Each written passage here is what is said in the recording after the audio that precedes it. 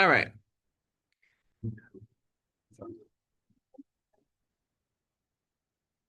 Able to see.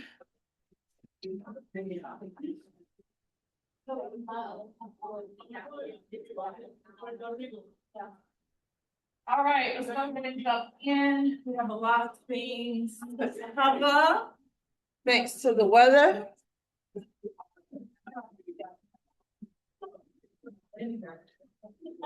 All right, so let's go ahead and bring it in.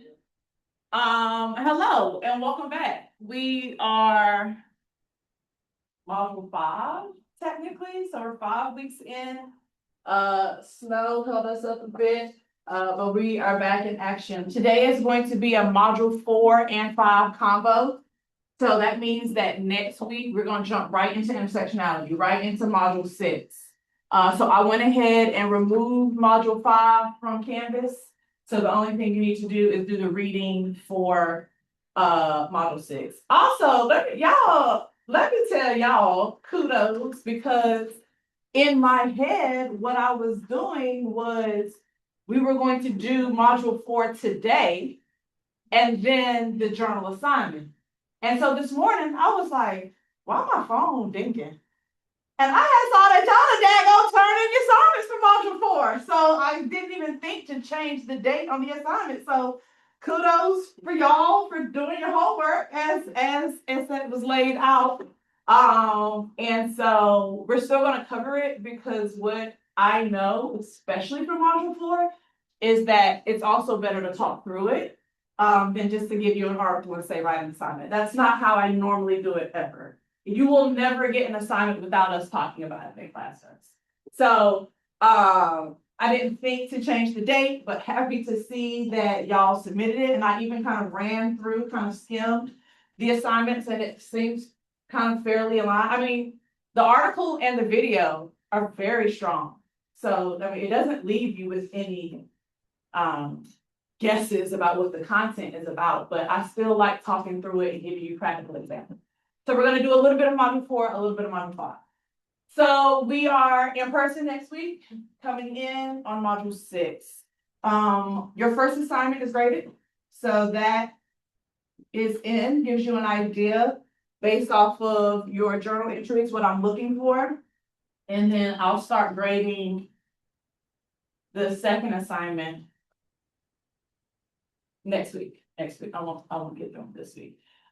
Questions, comments, concerns on logistics assignments? Can we do that like after class today? Can we do that great accent our journals? If you want to, sure. I mean, yeah, let's do that. Let's open that up. If you're like, wow, something stuck with me in class today, and I have a pain point or a learning moment that I want to put in, absolutely. You can go back to your journal. You are going to have to email it in because Canvas is closed, and then I'll grade that one. But that needs to be like, what's today? Tuesday? That needs to be like Thursday at 9 a.m. though. So like, don't be like, you know what? I realize it probably is not a 25 points, it's a 22 point, and on Sunday night I want to submit it. We're not doing that. But it's like, sure, you got something very rich from this class. You want to add it in because we usually, that was not the normal order of things. You can absolutely go back in, add your elements, submit it via email by Thursday at 9. Yeah. I went in, I was in the library and I added something in that I wanted to put in it, but I put it in like the comments of this. Okay, cool. I'll see it then. Any more questions, comments, concerns about logistics and assignment? Cool. Y'all already 2 down?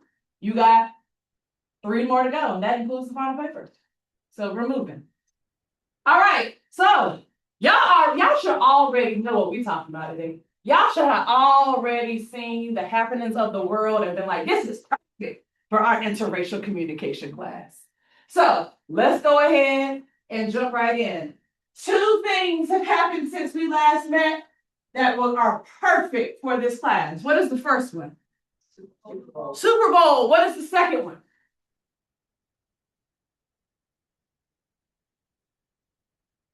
Some AI generated photos circulated in the world last week. Yeah. So We'll talk about those two things in the world, and if you're not abreast of them, we're gonna dissect them. But let's start with the Super Bowl. First of all, before we even dive into the connections, just what are your thoughts? What are your feelings? What are your emotions? What are your thoughts? What are all the things? We're just doing open floor. Super Bowl is topic number one. What you got, Simone? I mean, I thought it was interesting that Bad Bunny's was extremely like inclusive or Bad Bunny's performance was really inclusive towards like a bunch of different ethnicities, nations and everything. And then I don't know what they called it, but like Kid Rock or whoever else got up there and it was just a bunch of white people getting up there and talking about how much they love being white in America. And I just thought that was really interesting to look at. Yeah, a kind of vast different perspective of America, if you will, right? What else? Let's open floor. It ain't time. Just your thoughts, your emotions, Christine. I think it's funny that a lot of people didn't like Bad Bunny's Super Bowl halftime show because they were like, oh, well, he's in America, he should speak English. And I think that's funny because like obviously Puerto Rico is American territory. So like that is including Spanish speakers in America.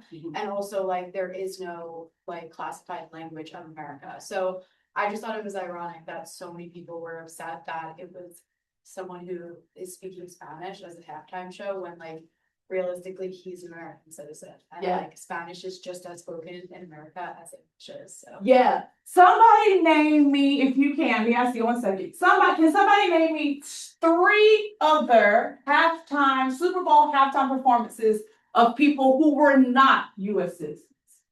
J-Lo. J-Lo, Coldplay, Shakira. Just call them out. Who? The Who? U2. This energy wasn't there. Why? or like they were speaking English. So. They're speaking English, right? There is whiteness represented, even though there is a non-official layout of U.S. citizenship. So if anyone out of the lineup is not a U.S. citizen, it ain't Bad Bunny. Mia, what you got? I got an argument with my dad about it. Okay. Family dynamics, let's get to it. I am half Hispanic. Yeah. And he was just saying how like not everyone can understand it. And I was like, Dad, I'm sure like you don't understand what Kendrick Lamar was saying here or like anybody else.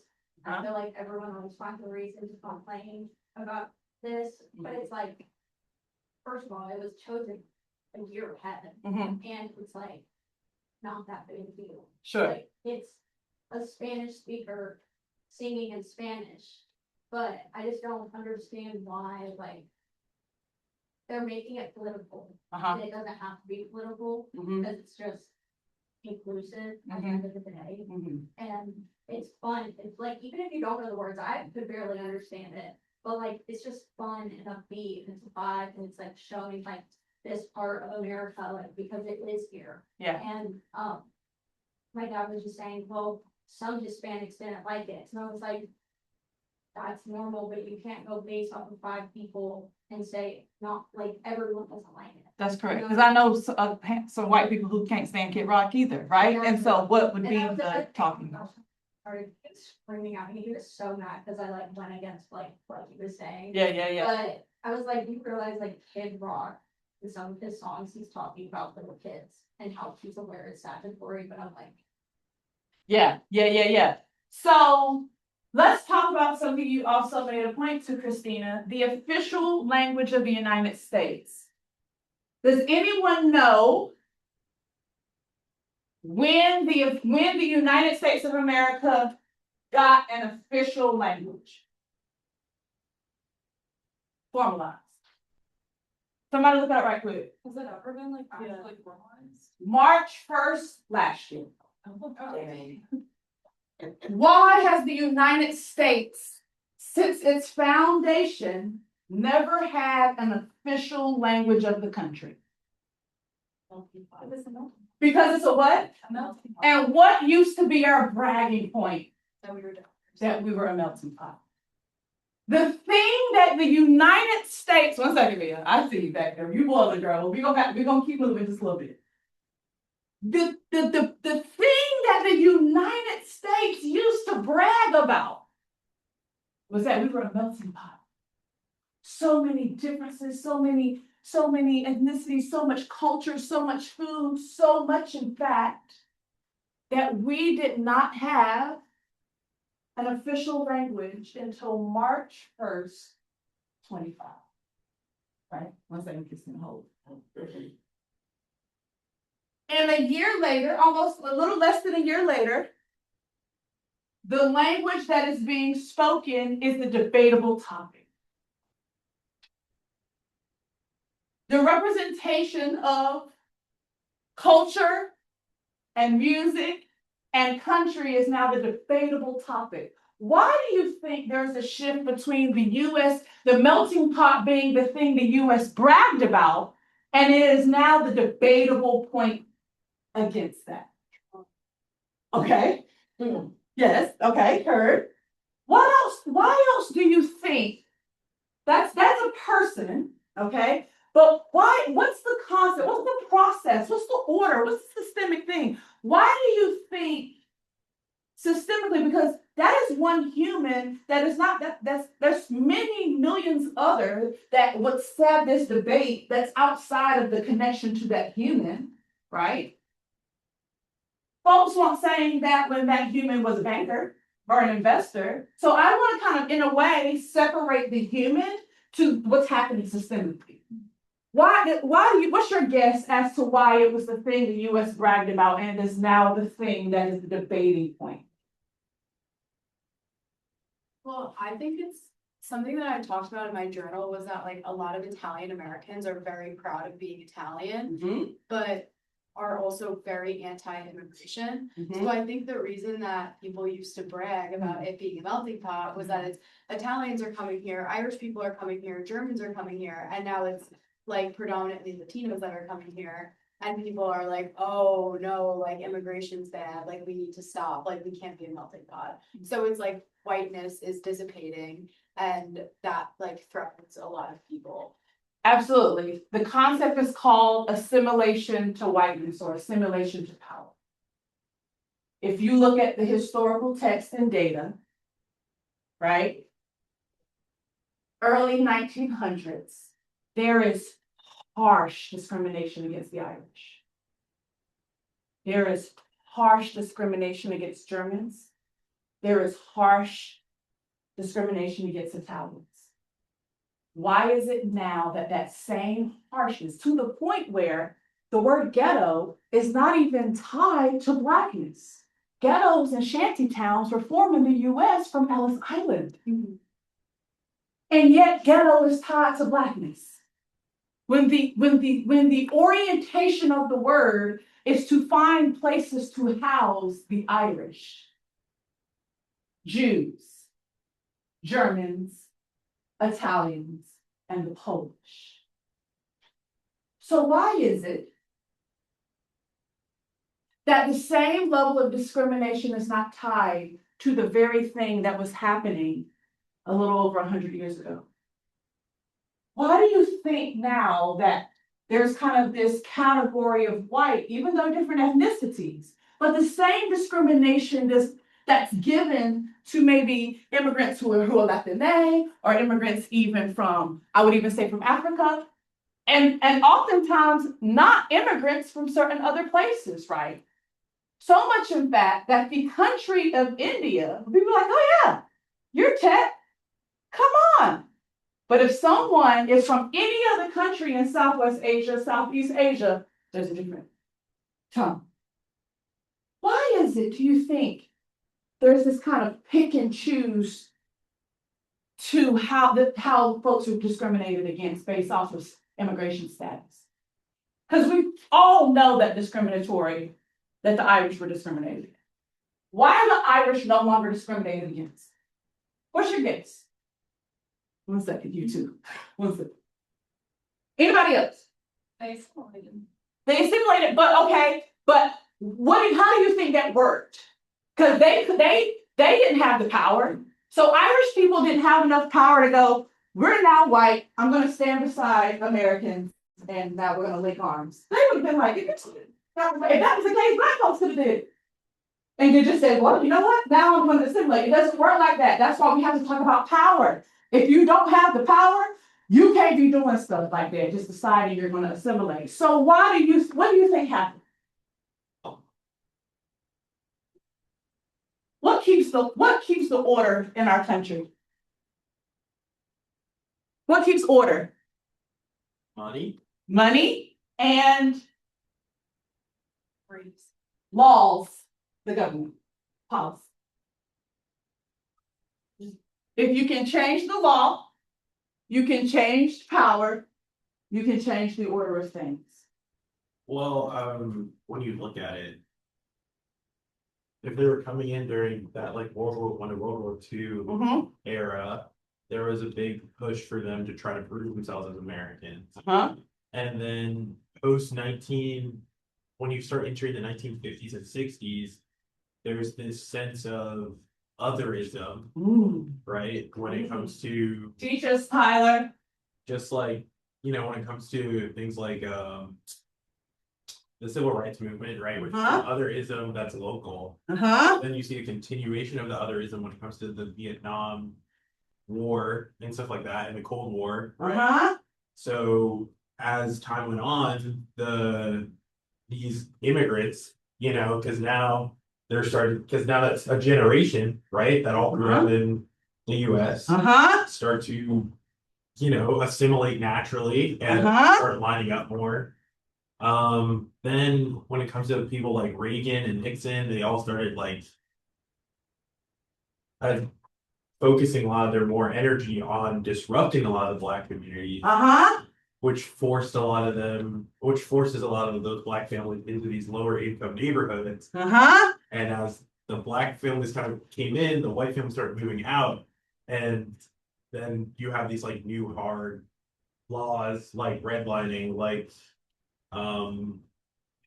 other laws that kind of kept separating things off race and less off ethnicity. So immigrants started, I guess, getting away from it more. And now that we're entering 3 generations now. Yes. Away, it's very much the same thing of immigrants aren't like the fun, useful thing that they used to be, which comes from like when they were working in the factories and stuff like that. They were getting mistreated, and when you were talking about India, they have a useful skill. But when you're bringing in an immigrant from, let's say, Mexico, they're not as easy to put in a lot of those factories and stuff like that, because now everybody's looking for jobs, and then so that sense of otherism is coming back again. Period. Somebody fill in the blank for me. If you want to unify, find the common enemy. Find the common enemy. If we find the common enemy, we can all team up and fight against them. And that's what happened. There was no issue with Black folks and their status in the late 1800s and the early 1900s because they were either enslaved or sharecroppers. But the moment that there becomes to be this idea of the rise of Blackness, the legalism of Blackness, well, we then need to find the common enemy. So where you were used to be in the ghetto, the law now allows you to have a housing program where you can now afford a home in the suburbs. And if you're Irish, or if you're Polish, or if you're German, and you've been in the ghetto for 50 years, an invitation to a single family home sounds really good. So what are you going to do? Change your name. You're sure, maybe, but you're going to absolutely take that off. And you're going to move out of the inner city, and you're going to go to the suburbs and get your single family home. Because, baby, privilege feels good. Power, access feels good. And it feels real good when you ain't had it. So that's why a person of Irish heritage can walk down the street and they can live in a nice neighborhood and not have questions asked if they can afford to live here. You see. Because when power shifts, policy shifts. When policy shifts, behaviors shift. When behavior shifts, culture shifts. All right, Christina, Mia. I just wanted to say that both of my roommates are immigrants from Ireland. And, one of my roommates, her best friend is a Mexican, but he's like born in America, like full American citizen. And he has been told like, go back to your country multiple times. And she is actually from another country and she's never been told that once. Yeah. So it's very ironic because like people claim to be like, oh, like all immigrants, they need to do it legally, blah, blah, blah. But then when it comes to like a brown person versus a white person, they're always gonna assume the brown person is the immigrant. That's right. Mia. I don't think it's relevant anymore, but I was Sorry. saying, like, another thing is Spanish is so involved in America that they requirement to learn it in school. And like at my little brother's elementary school, you take it through kindergarten and first grade. Yeah. That's my dad's son. Yeah. And I'm like, it's spoken here, it's very well known, that it's something that's, you know. Absolutely, absolutely. This is good, this is good. So this is a good opener to unpacking whiteness, right? Because when what whiteness, and again, you make sure you hear me very clear, and it says it in the book. I did not say white people. I did not call any white person by their name. I did not talk about Benjamin Franklin.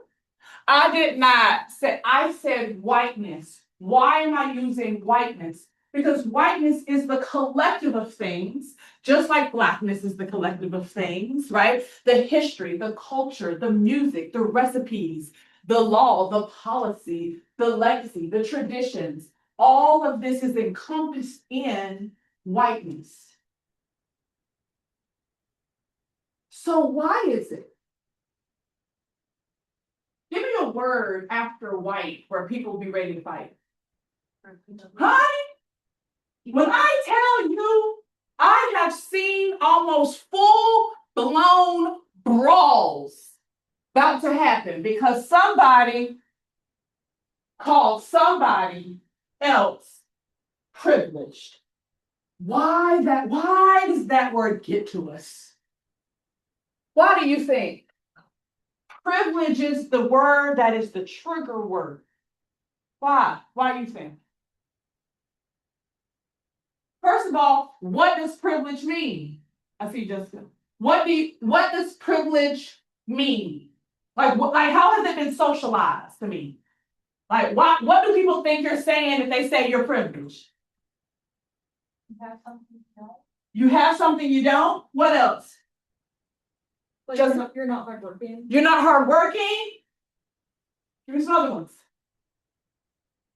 You like have something given to you? Have something given to you? What kind of metal spoon?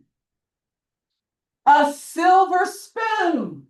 And when people hear the word privilege, they equate it to hard. And no one wants to be known as the person that has the silver spoon. Because what has culture made that person to be? Spoiled, bratty, stuck up.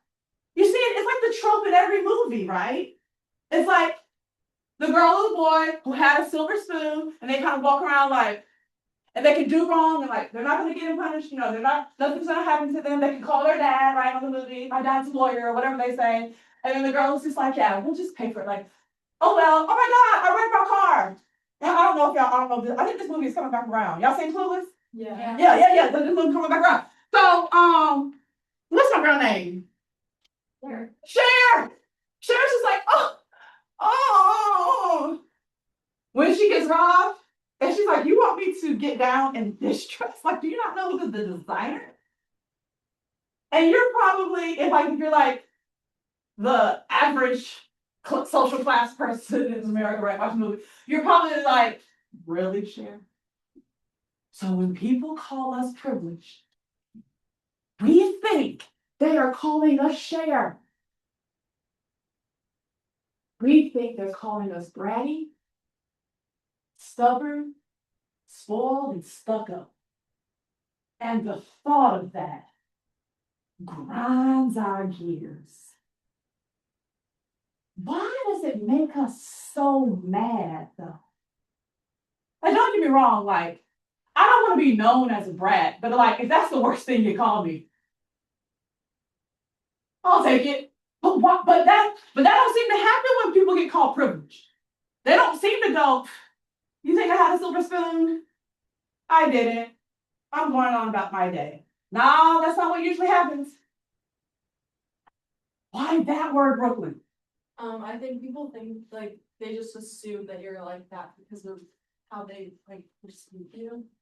And then why does that make one so mad, though? People have assumptions about us there all the time. But why that word? Mia? I feel like there comes in where there's a lack of humility. Uh-huh. And like the ability to almost feel lower. Like you don't know what it's like to feel lower almost, and so there's no humility there because like you get everything you want, you don't know what it's like. Yeah. So like tying that together.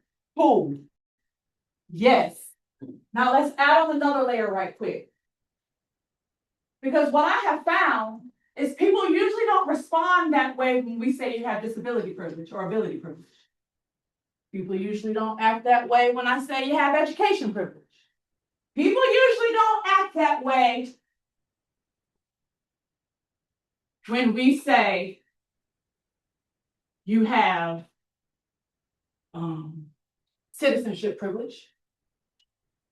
Why do people want to fight when we say you have white privilege? They're not up in arms if we say you have ability privilege.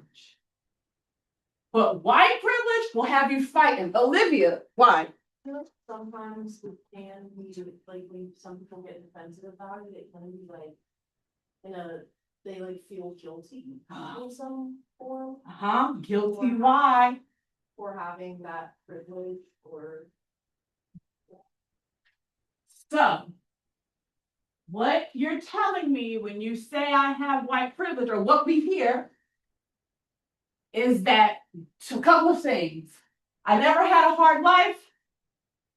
I got everything because I'm white.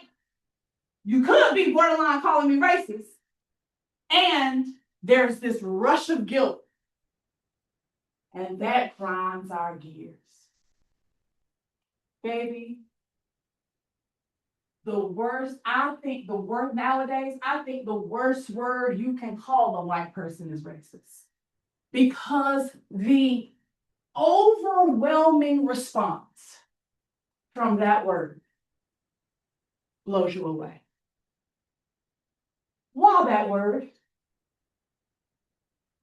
I think there are a lot of worse ones. Why is race being called a race? Why is a white person being called racist so bad?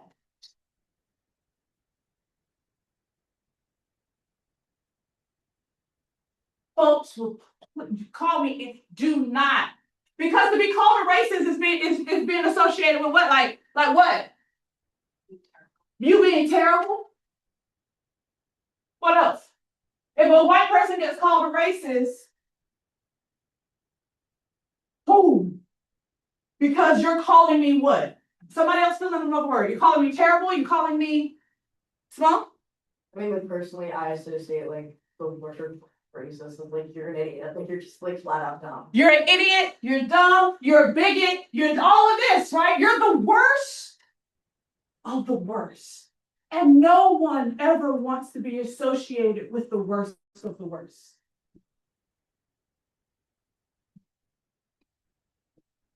But here's one thing we have to understand. we have to understand that even this idea of a white person being called racist feels so off because even engaging with race is not a normal practice. So if I'm walking through a world where everything kind of feels standard or normal or basic or invisible, all of a sudden you call me racist, that came out of nowhere.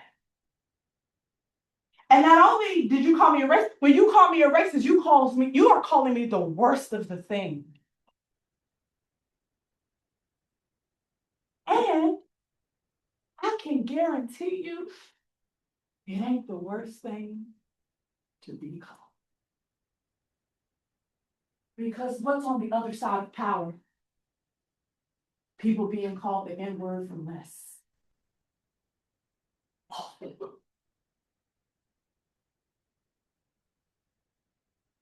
People being told, go back to your country as a US citizen. Often. Because it's Tuesday is the reason they get the word.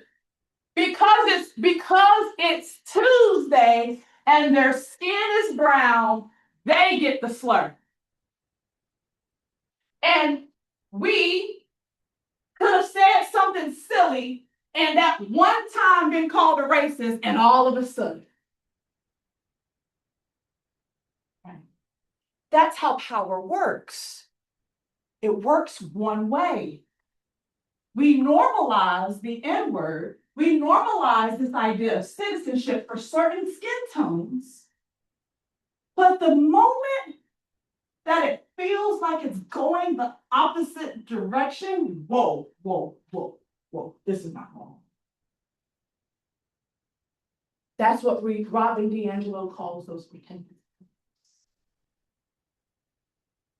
If we were to call white people racist as often as we call Black folks the N-word, and as often as folks with darker skin are told they're ugly, and as often as US citizens are told to go back to their country, and as often as we tell people to we ask people where they're really from, and as often as we tell people, ask them what accent or to make them change their accent, and as often as we smirk up at the smell of people's food at the cafeteria, the more often, if we were to call a white person racist as often as those things are done every day, it would be normal.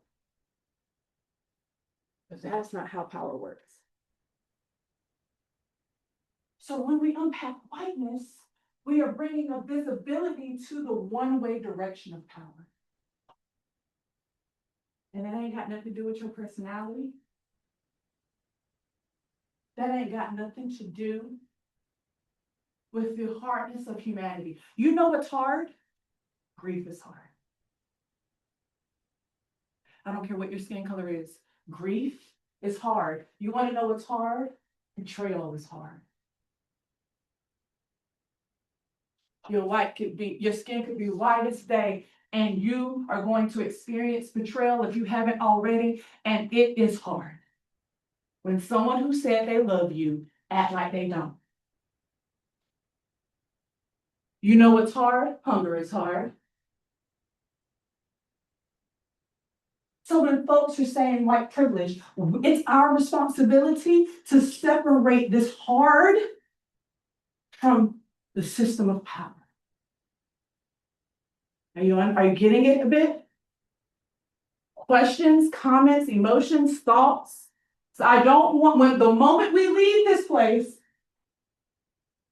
I don't want us to think that privilege is tied to you never worked for anything. You had a silver spoon. Privilege is saying that there is a normal, that power within race, we're talking about white privilege, that racism is situated in one direction, and that the history of race, everything we've talked about up until this point, that direction has made whiteness the standard. When you go into the grocery store, tell me some aisles that you see. When you read at the top. Canned foods. International food. International foods. Ethnic food aisle. When you go to the hair care section of your local store, what do you see at the top of the aisles? Shampoos, hair care, brushes, bows, whatever. And then there is a section that's called the what section? You may not go because it may not apply to you, but you may go. I don't know the exact name, but I do know that there's usually a section that's like locked up or guarded off, and it's typically like hair products for curlier hair or like. But that's not what it say, Christina. It say ethnic hair. Right? If it was hair care products for coily, kinky hair, because that's what it actually is. It is curly and it is coiled hair. That would be great. That's not what it say. It say ethnic hair care products. When we think about privilege, privilege is not about a silver spoon. It's about the fact that you can literally just go shopping in a grocery store and go find bread because it's labeled bread. But if you want to get anything that's tied to otherness, you got to go to the label that is designed as othered.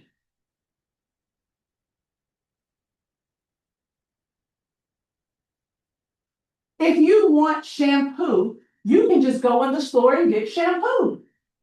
But if you have coily hair, you have to go to the ethnic hair care section to get one of the 3 options that are available. And sometimes we don't think about privilege like that. It's just the normalness of life. If you want to go buy makeup, you go find your shade, you check out.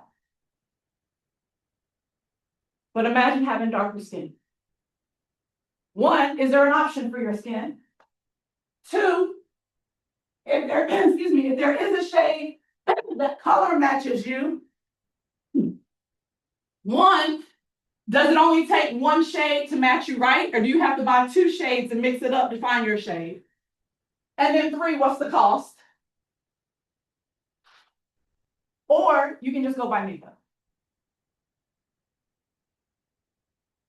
This is privilege. It's the normalness of things that we don't even think about because we can just go get shampoo. My daughter has chosen dance. Any dancers in the house? Do you know anything? You have to have tights for ballet. My child is darker than me. But you have to buy the tights at the dance studio. The shoes too. And the shoes and the tight, whatever you just said, Olivia, sure. All I know is the pants. That's all I know. Girl. Dance studio ain't got no baby shade. So what's she gonna dance in now? I'm paying $60 for some white ass tights that are not even her skin tone.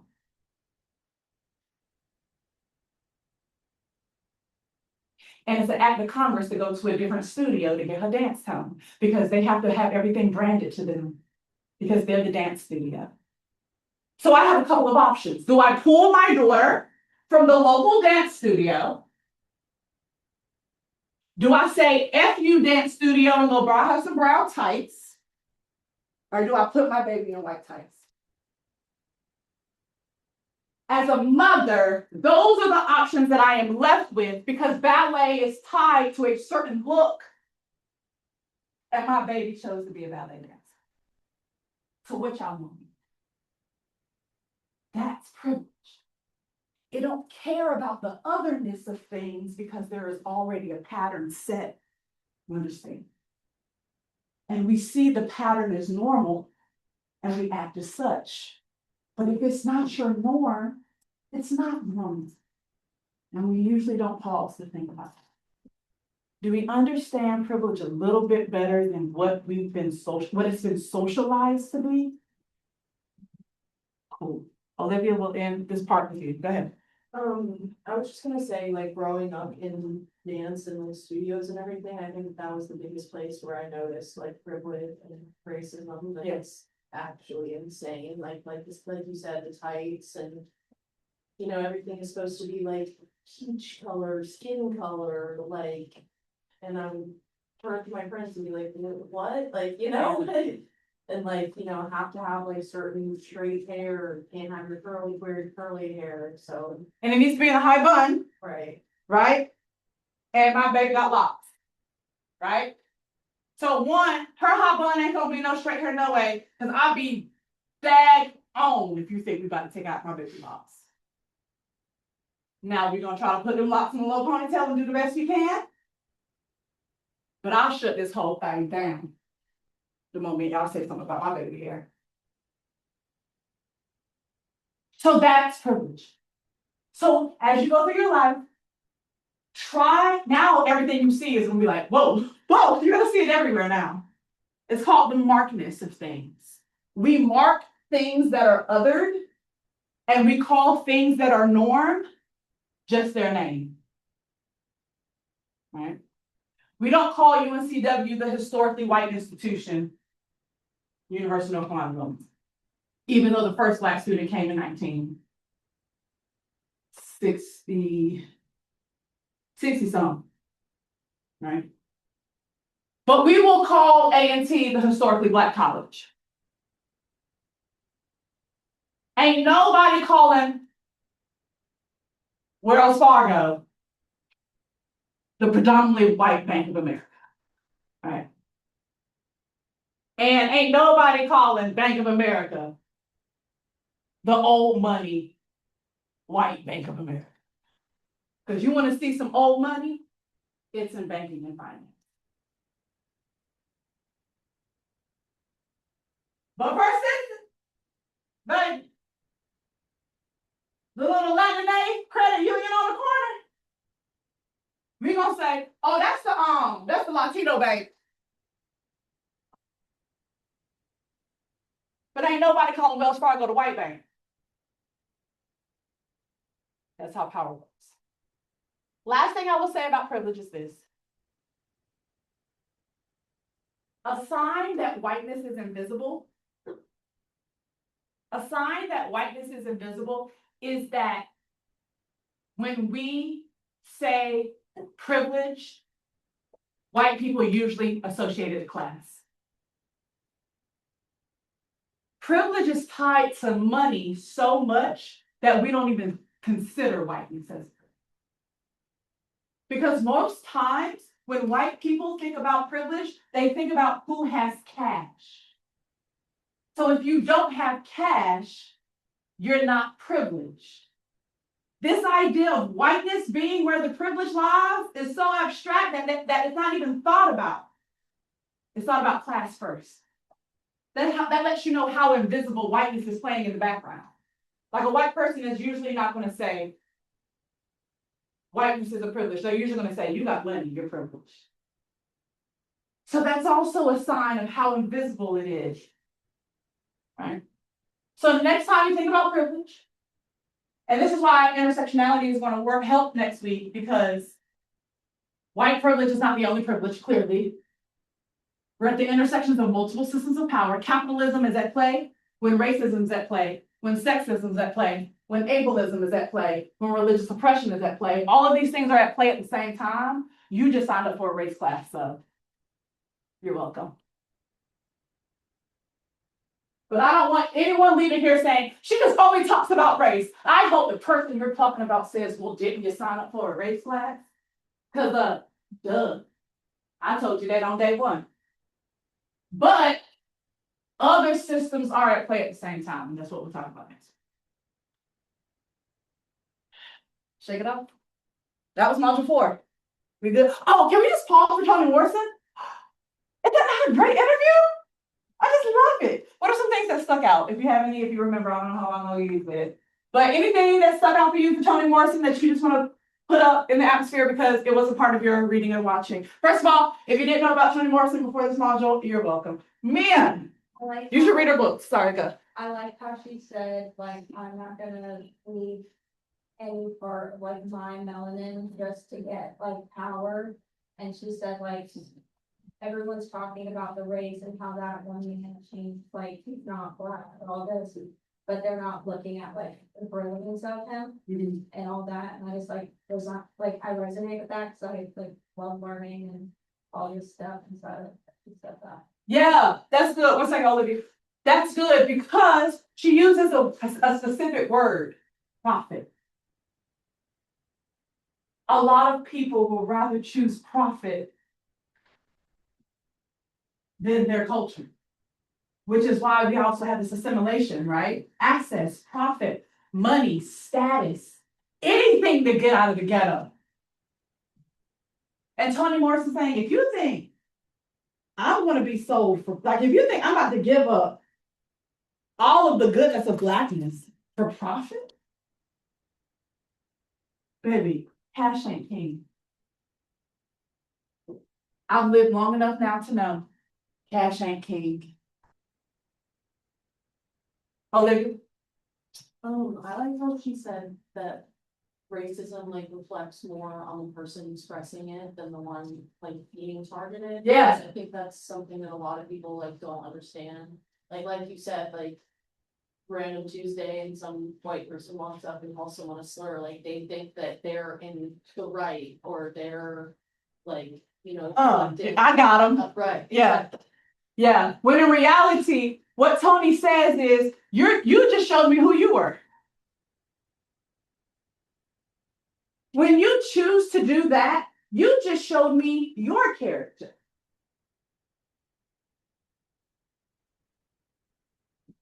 I'm gonna go on about my day and enjoy. But now I know who you are.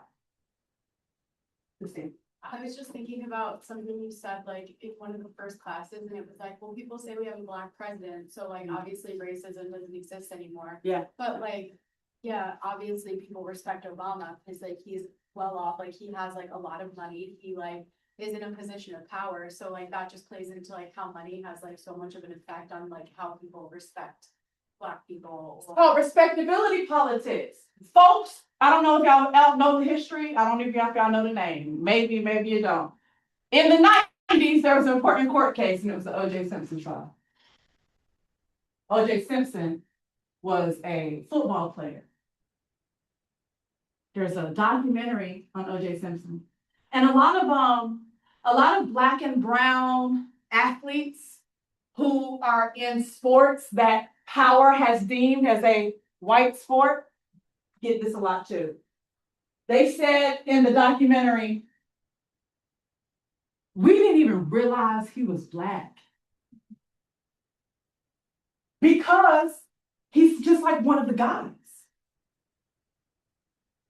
He can afford everywhere we go. He can party with us. He can afford everything. He's one of the guys. A lot of baseball players specifically, right? If you talk to baseball players, they'll be like, you know, we don't even notice, right? And in some cases, folks would think that's the goal, right? Like, wow, they don't even see me as being black because there's no one race in the human race. We see all people the same. All people are the same. They're like, then what does it mean when somebody else tells you like, I didn't even realize you were black. And what's his black? Because like, what do you think I am? This is what I need to know. Because baby, we're two different colors. That is why this class is about unity within difference. We are not the same. And that is the beautiful part. That's the beautiful part. But the moment OJ got in trouble, the same people who on his team and in his status world who didn't, he said, I didn't even realize he was black. He was just one of the guys. Everyone were like, oh, you're black now. We'll hold.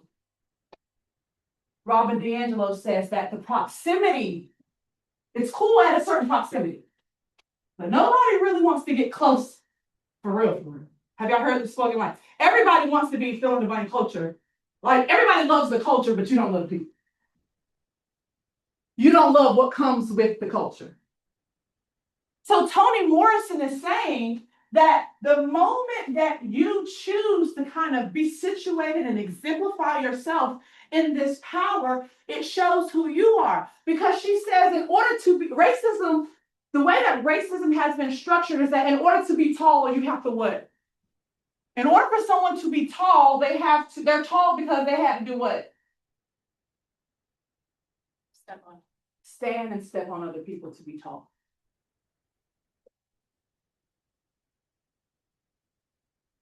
That's the system. That's the dirty water we all take in. It's a fish lake analogy. Racism is the lake, and we are the individual fish in the lake, which means we all swim in dirty water. And the water is dirty because dirty things made it dirty. But baby, you're not cool when you're mean. You ain't tall when you're standing on somebody's back to be tall. Toni Morrison says, for real, that's kind of like cowardly of you. For real. Is you tall in real life or are you not? And what she's saying is whiteness has made people think that they're tall. Racism has made white people think that they're tall. But let me remove the labor and the history that whiteness is standing on and see who's really tall. That's why she says she will never give up her culture, her blackness for profit. All right, let's quickly move on to module 5. Here we go. I want you to say the first thing that comes out of your mouth. Don't think about it. Follow directions. The doctor said so. Follow the doctor's orders. I'm joking, but just go with me here. First thing that comes to your mind when I say people from the Midwest, call it out. First thing that comes to your mind, it's already there, so say it. Please stop thinking. Say it. People who are from the Midwest of the United States of America. White people. Pig. Corn. Cowboy. Horse. Country. Huh? Racist? Close-minded. Close-minded? Midwest. What I'm hearing you trying to say is where? Like Midwest. Where? Anybody else? Native American. First thing that, huh? I want to say Wisconsin, but Wisconsin takes. That is Midwest. No, you don't want it. First thing that comes to your mind when I say people from the West. The West part of the United States. Call it out. Go. Hippie. Hipster. It's in your head. Say it. Displaced. Huh? Surfing. White people. White people. Culture vultures. Culture vultures. Culture vultures. I don't even know what that means. First thing that comes to your head when I say people from the West. Here's how I know the body works. The body works so quickly that there's something in your head. I'm asking you to say what the message has already given you. The body's mind works so fast that it has given you something already. Because that's how the human body functions. It's called the automatic brain. Something has already came into your head. Because the automatic brain works very quickly, which is why you can blink, which is why you can slam on the brakes when you have to. So when I give you a prompt, I already know biologically something has come to your head. I'm asking you to say it. Latina. First thing that comes to your mind when I say people from the South. Rude. Country. Republican. Racist. White. Who? Black people. First thing that come to your head when I say people from the South. Redneck. What about that good old Southern hospitality? Nobody's thought about that. I was gonna say. You Southern Belle? What are you gonna say? Family. Family. Christian. Christian. I think Bojangles. Baby, ain't nothing like the Supreme's meal. Bojangles got the best honey mustard ever. You hear me? I will go buy honey mustard from Bojangles to take it home to use with other dishes. Yeah, I love that honey mustard. First thing that comes to your mind when I say people from the north. Rude. Whew, didn't take y'all daggone long to get that one out your mouth. But y'all wanted to be hesitant about everybody else. More diverse, cold, fast talking, Wow. loud, Open-minded. open-minded. What are you saying, Tyler? They don't like. No small talk. Italian. Italian. Democrat. Mobsters. Oh, I just said this lobster. Oh, sorry. Lobster. Well, I'm gonna go ahead and add lobster. Okay. Anybody else? First thing that Yankee. First thing that comes to your mind when I say people from the north. Crazy sport fan. Crazy sports fans. Crazy drivers. First thing that comes to your mind when I say people who are not from the United States of America. Immigrant. Huh? I heard it. Hispanic. Hispanic. Large. Asian. Asian. Language. Language. Culture. Family. Food. Food. God bless the other person on the side of this wall. I know they are just like, I'm sorry. I'm sorry, whoever you are. Because baby, we be loud up in here. You hear me? Now, is there anybody who is from or has spent some time in the Midwest? Peyton. I'm from South Dakota. You're from South Dakota. Peyton, we said Midwest is country, it's corn, it's racist, it's where is these things. As a person who is from the Midwest, tell me what resonates with you out of what you heard and what doesn't. Corn. Corn resonates, A lot. for sure there's corn. And what doesn't resonate? If any. You don't have to, is what I'm saying. Well, I would put racist. Racist resonates too, okay? Is there anything that doesn't? What did he say? Corn, nowhere, racist, country. That's really kind of all we have from you. Everything comes traps, all right? Anybody from the West? Spend some time in the West? Peyton, girl, you everywhere. All right, go ahead. You heard hipster. You heard culture vulture. You heard hippie. You heard white people. You heard, I can't remember, that's all I got. What resonates, what doesn't? There's a lot of white people. And go ahead. A lot of drugs. Can we pause for a second? When we said West, where did your mind go first? Where geographically? California. California, the state? Or a city in California? California. The whole state, but you're saying, oh, because you went to LA. Yeah. Right? So again, I said one thing, our minds went totally different places. LA, California, ain't nobody out here usually like, oh, that Utah. God, I'm just thinking about Utah. Oh, Montana. Montana, the West. No one's used. So again, just be mindful of how our brain works, right? Somebody from the South.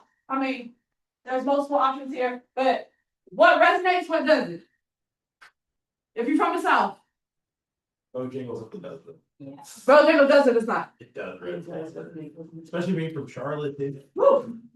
What resonates, what doesn't? People from the South. Republican resonates. What doesn't resonate? Democrat? I don't think we said Democrats for the South. People from the North. If you're from the North, what resonates, what doesn't? Rude. Rude resonate? We're so rude. We're I so don't rude. agree with that. I don't know why. I think feel we're like rude. I it's think we're blunt. yeah, I think it's like in the South, like people are like, oh, honey, like blah, blah, blah, nicer to your face. But I think in New York, it's almost like more of like, you go to the bagel store, they're like, what do you want? And then you tell them, they're like, all right, honey, thank you. Yeah, I know like straight to the like, point. it's Yeah, different. Yeah, but like everyone takes it as rude. Exactly. We're also better drivers than literally anybody. Like, they want to hear it. So crazy drivers doesn't resonate. No. So let's pause here. When I said north, where did your mind go? Maine, did you say Loftus? New York, right? Very often, unless you're from there, are you saying, oh, that Vermont? Yeah. Vermont is just so, that New Hampshire. I just love New Hampshire. So unless you're from there or you vacation there, when I say the north, our minds usually go to a certain place. But let's break down this conversation we're having. So first of all, thank you for engaging with me. Probably tore you up to have to say it or think about it. And I'm pretty sure you didn't say what came to your head. Why? Because we're socialized for some pretty nasty things to rise up in our head. Our bodies are so programmed to the messages that have been received that they come very, very fast. Right? So I just want to name that. You probably didn't say what really came to your head. But it didn't. But they still came to your head. And that's not the wrong part. See, that's where people start. That's not what's wrong. I mean, it is what's wrong because it's what's we're being fed, but like, that's a huge systemic issue. But let's have this conversation right quick. People will swear, that one cute. Hold on. You know how you get that little white film on your mouth? I've been talking hard. People love to say, Southerners are so nice. And that we have Southern hospitality. Can I have a Southerner do me a favor right quick?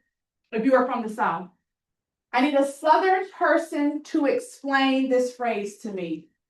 Bless your heart. Oh, they really don't mean that. They don't mean that condescending. Why? Why is bless your heart condescending and they don't really mean it? Why are y'all saying that, you Southern people? I think it's because it's like trying to sugarcoat the fact that you're either doing something wrong or not. Like it's just a Southern thing. They're not blunt. Like we're gonna each other. Instead of saying, baby, you do not live in that dress. Yeah. You do not need to go out the house looking like that. They're gonna hit you with a good bless your heart. And then what's gonna happen after that? The person that leaves, and then what are we gonna do? Turn to the person beside us. Literally watching the person's back, walking away from us. Okay, before this is when somebody says talking behind your back, this is quite literally what it means.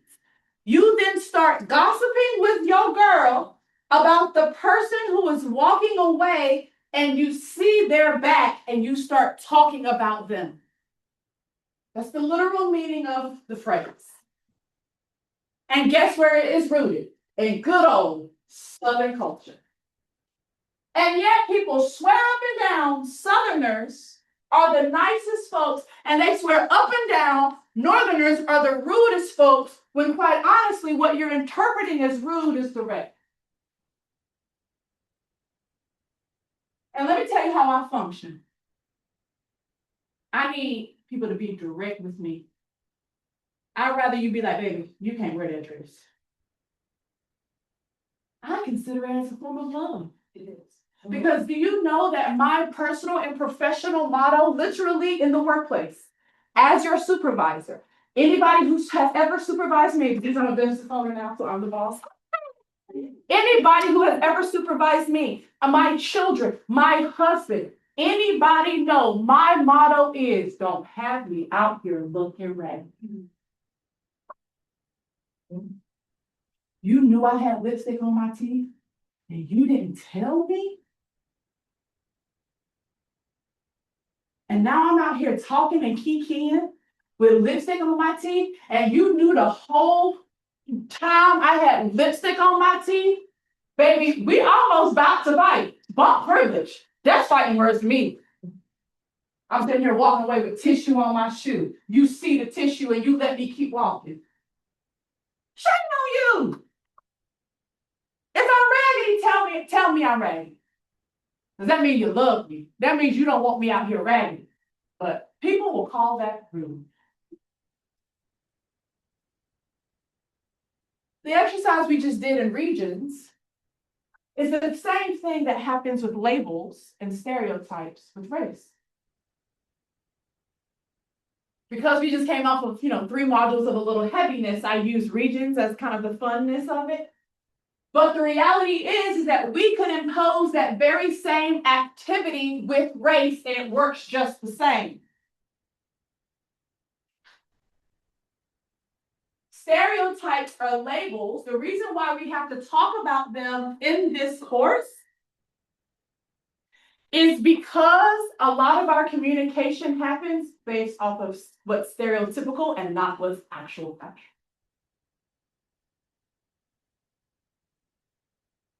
We will brace ourselves for the conversation we're about to have, if we have it at all. We will brace ourselves for what the stereotypes are before we even get to meet who the person actually is.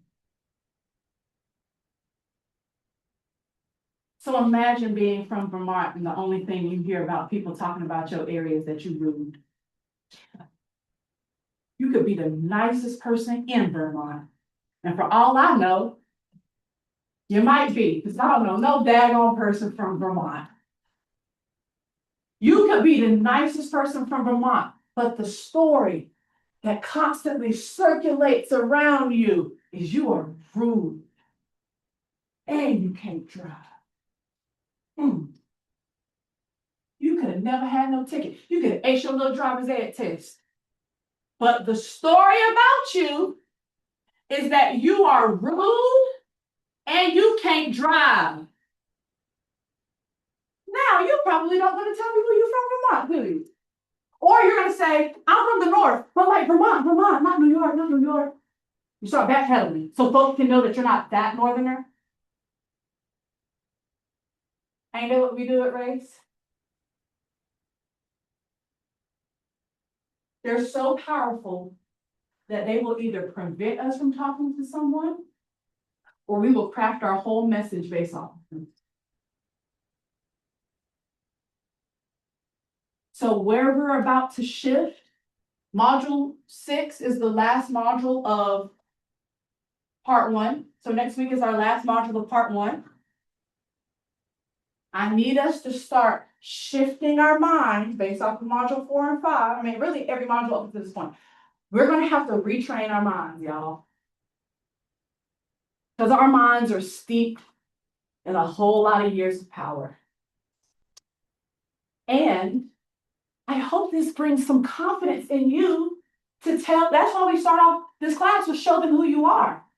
My hope is that it encourages you and it brings a fire in you to show people who you really are so you can show them you're not rude. If white people are so worried about being called racist, how about you show them that you're anti? If that's what you're so scared of, right? If Black people, you so tired of people calling you thug or aren't educated, how about you show them that you're not? Like the NAPOs, they want to tell them about manual labor and immigration status. How about you show them how American you are? Huh? So it's a both and. Because baby, I can guarantee you the stereotypes are not going anywhere. Power is too old and long for that. But you can show them who you are, and I want to help you do that. Be cool? See y'all next week. Damn, I feel like y'all should have applauded after that. I talked today, baby. Woo! No, not really. You ain't really got to clap for me. I was just being funny about how I feel after. I usually feel like this after I do a training.